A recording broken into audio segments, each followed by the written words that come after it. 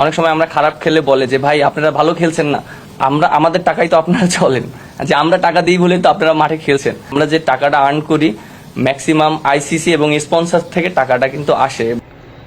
এরে বস্তির ফোলা, তুই যে বস্তি থেকে আসছ এটা আমরা ভুলি নেই। এই যে কিছুদিন আগে তুই যে বস্তিতে ছিলি, এই যে এখন যে বাসায় থাকতেছস, এই বাসাটা কে দিছে তোরে? বাংলাদেশ সরকারে দিছে। আর বাংলাদেশ সরকার কোথা থেকে তোরে এই বাসাটা দিছে তোর কি মনে নাই? বাংলাদেশ সরকার কি বাংলাদেশ সরকারের বাপের জায়গা বিক্রি করে ওইখান থেকে আনি টাকা দিছি তোরে বাংলাদেশের মানুষের যে ব্যাট দেয় ওই ব্যাটের টাকা দিয়ে তোরে ওই যে বাড়ি দিছে, জায়গা দিছে, তুই ওইখানে থাকস।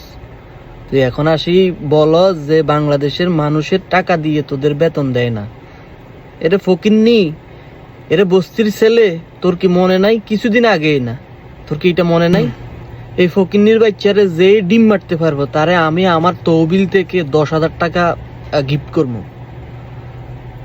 জাস্ট মারবেন আর শুধু জাস্ট ওই যে আমারে নক দিবেন, 10,000 টাকা পুরস্কার দেবো।